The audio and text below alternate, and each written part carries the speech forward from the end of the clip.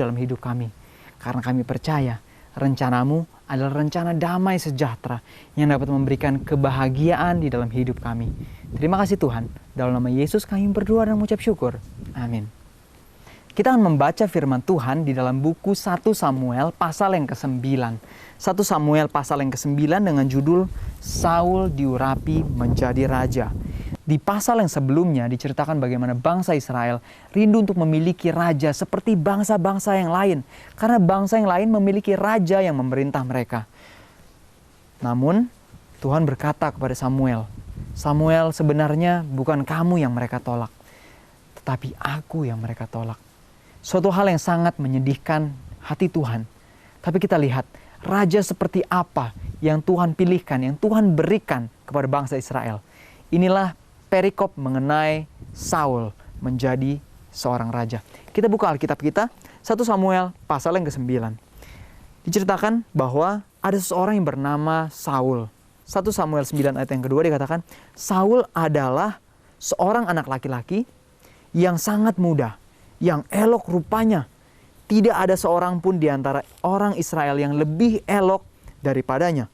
Dari bahu ke atas dia lebih tinggi dari orang-orang sebangsanya. Jadi kita bisa lihat Saul adalah seorang pemuda yang elok, yang tampan, yang gagah. Bayangkan, Tuhan tidak, di saat Tuhan sedang sakit hati dan ditinggalkan oleh bangsa Israel, dia tidak semena-mena dan memberikan yang jelek juga kepada bangsa Israel. Tapi dia memilihkan yang terbaik untuk bangsa Israel. Dia memilihkan Saul, seorang yang paling tampan, yang paling elok, yang paling gagah. Inilah karakter dari Kristus. Dalam pasal yang ke-9 diceritakan bagaimana pada waktu itu Saul disuruh oleh ayahnya untuk mencari keledai. Jadi dia pergi mencari keledai dengan hambanya. Sebuah pekerjaan yang mungkin menurut kita tidak lazim. Bagaimana seorang anak yang cukup kaya raya, berkecukupan, tapi dia menurut kepada orang tuanya. Inilah karakter kedua yang kita lihat tentang Saul. Bukan hanya tampan dan gagah, tapi dia juga sayang kepada orang tuanya. Dia mau menuruti orang tuanya. Untuk mencari keledai pun dia mau untuk lakukan. Sangat menarik. Lalu mereka mulai mencari dan mencari dan mencari. Mereka naik ke atas gunung, turun gunung, tapi mereka sulit untuk temukan. Sampai di satu titik di mana hambanya berkata kepada Saul, Saul, bagaimana kalau kita bertanya kepada nabi dari bangsa Israel, kepada Samuel, bagaimana kalau kita bertanya kepadanya? Saul adalah anak dari tuan yang memiliki banyak hamba. Orang-orang yang mungkin cukup makmur bila kita lihat.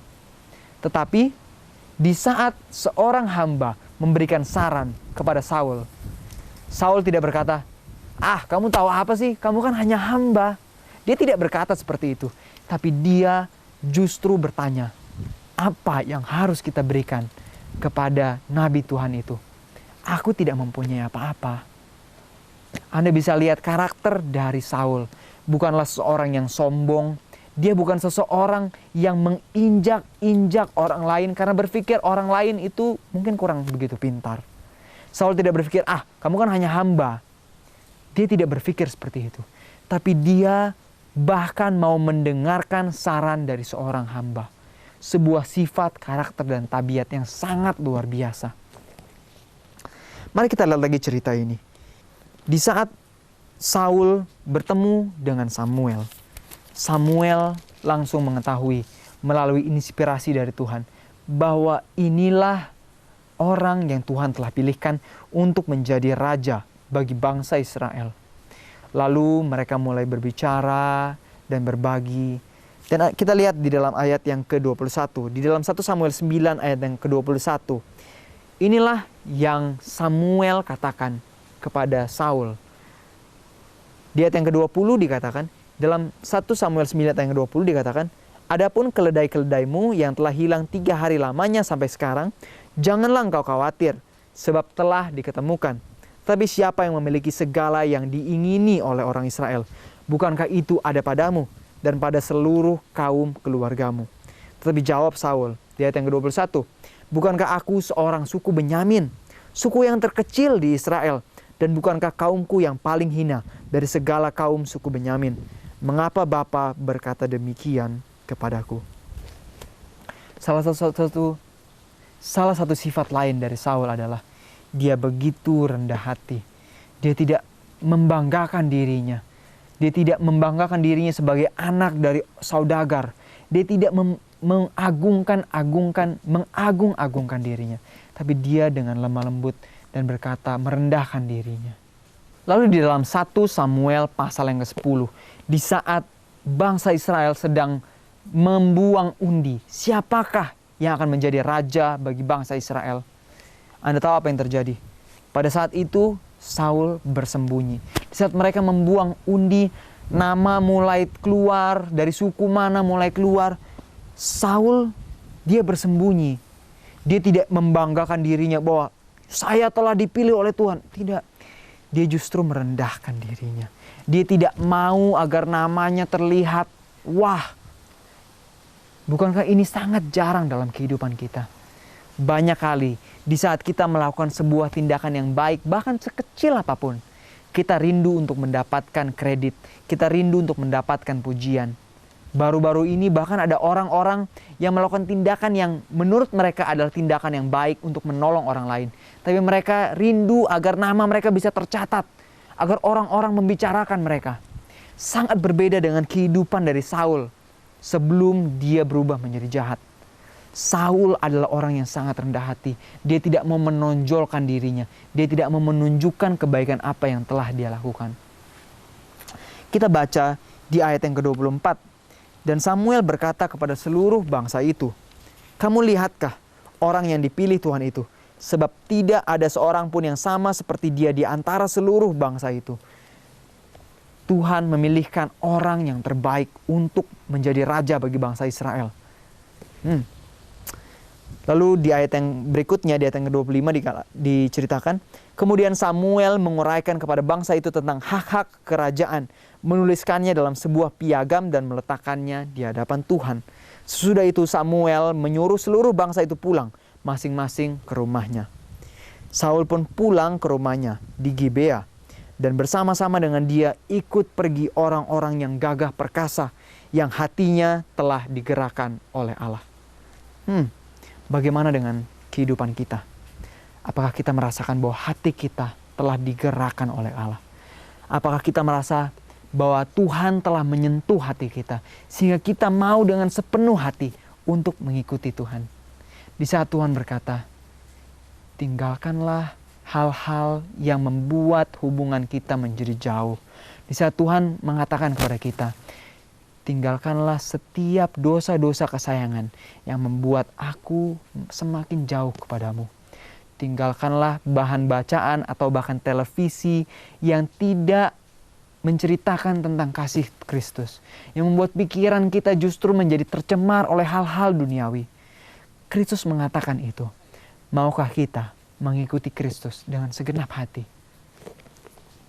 Dan di ayat yang terakhir dikatakan, tetapi orang-orang dursila berkata seperti ini, masakan orang ini dapat menyelamatkan kita?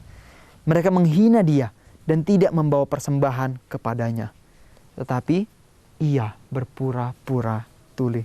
Salah satu karakter yang baik dari Saul adalah dia tidak menyimpan dendam. Di saat orang-orang yang lain mencemooh dia, Anda bisa bayangkan, dia telah dipilih dan diurapi untuk menjadi seorang raja. Dan ada orang-orang gagah perkasa yang mengikuti dia. Anda bisa bayangkan, kalau kita menjadi Saul, mungkin kita akan menyuruh teman-teman kita untuk memotong orang-orang yang tidak mau mengikuti kita. Orang-orang yang menghina kita. Bukankah ini sering kali kita lakukan? Di saat ada orang-orang yang mungkin tidak setuju dengan pendapat kita, yang tidak suka dengan kita seringkali jahat kepada mereka. Kita seringkali menganiaya mereka, bahkan menjelek-jelekan mereka. Kita seringkali tidak mau lagi mendengar dan melihat mereka. Tapi sangat berbeda dengan kehidupan Saul. Di saat Saul dia diurapi menjadi raja, dia tidak membalas dendam. Dia tidak melakukan yang jahat kepada orang-orang dursila yang tidak menyukai dia. Sebuah pelajaran yang berharga bagi kita pada hari ini. Namun kita ingat, ada sebuah titik balik dalam kehidupan Saul, di mana dia berubah menjadi jahat. Dia tidak lagi mau menurut kepada Tuhan. Dia tidak lagi mencintai Tuhan dengan segenap hati. Dan pada akhir kehidupannya, bahkan dia tidak lagi meminta saran kepada Tuhan, tidak lagi meminta saran kepada nabi-nabi. Dia melakukan segala sesuatu dengan kehendaknya sendiri. Segala sesuatu yang telah dia bangun menjadi sia-sia. Karakternya yang rendah hati beralih menjadi sombong di saat dia menerima begitu banyak pujian, di saat dia menjadi raja.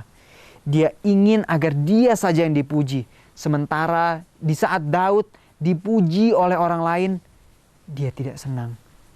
Hatinya menjadi membenci.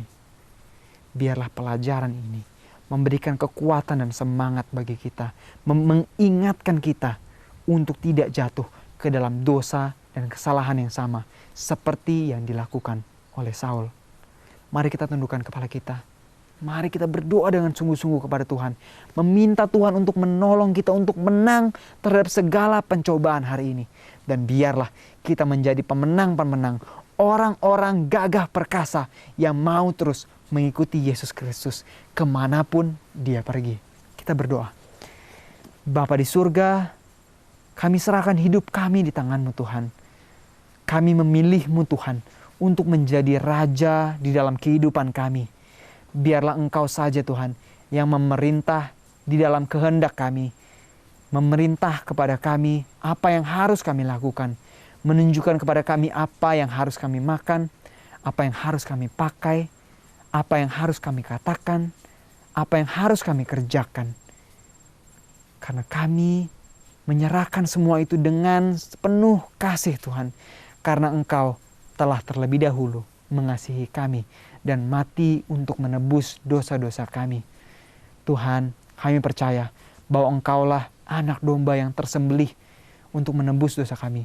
Karena kami percaya Tuhan, upah dosa adalah maut yang tidak bisa ditebus dengan perbuatan baik kami sekalipun. Karena itu Bapa, ajari kami hari demi hari. Ingatkan kami Tuhan untuk tidak jatuh seperti Saul telah jatuh. Ajari kami tentang kerendahan hati. Ajari kami untuk tidak membenci. Terima kasih Tuhan. Dalam nama Yesus, Juru Selamat dan Penebus dosa kami. Amin. Sampai ketemu lagi. Tuhan memberkati. Maranatha.